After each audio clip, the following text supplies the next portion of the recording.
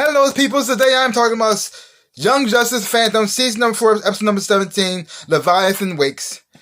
In this episode here, we have a lot of twists and turns here. Truth gets revealed as well. It also ends the story arc with Aquaman, and he finally decides to get the help that he needs because we have 3 people in here dealing with depression in their own type of way.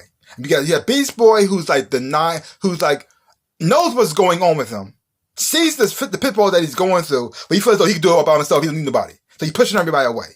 You have Superboy, who's in the dark void with Phantom Girl. He feels as though he's alone and he's isolated. He just feels like there's no hope, and you see him slowly losing all hope and faith. Because he started off with gusto, and now he's slowly losing that. Then you have Aquaman, who felt as though he has to Caldor, who has to feel as though he had to be strong his whole entire life.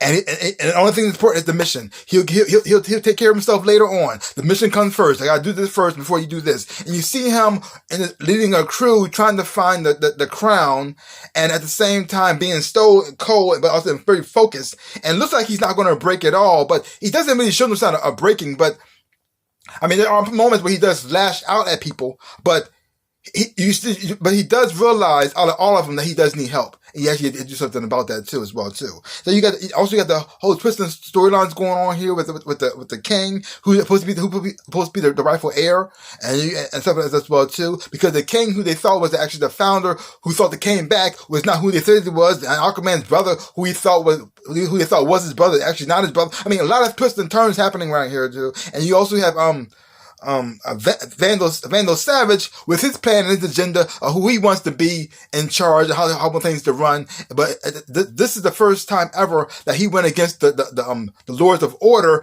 and they actually did something about it this time. Yeah.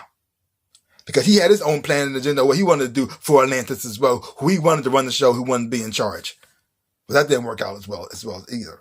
But overall, I really enjoyed this episode a lot. Seeing the different perspective from different people right here as well too. Seeing introduction to new characters as well. Seeing that Aquaman, Caldor, is finally willing to accept help and get the help and the rest that he actually does need, and to take the day off and to actually deal with his problems and emotions and the loss that he has shared. Because it's interesting to see a character like Caldor dealing with it by focusing on other things, and then at the same time realizing what's important as well too, and actually getting help that he actually doesn't need. Because he could have been just like Beast Boy and pushed everybody away, or he could have just been sad and depressed, or Caldor's going through right now. But he actually still did the mission and successful, but still managed to take care of himself as well too. So overall, great episode.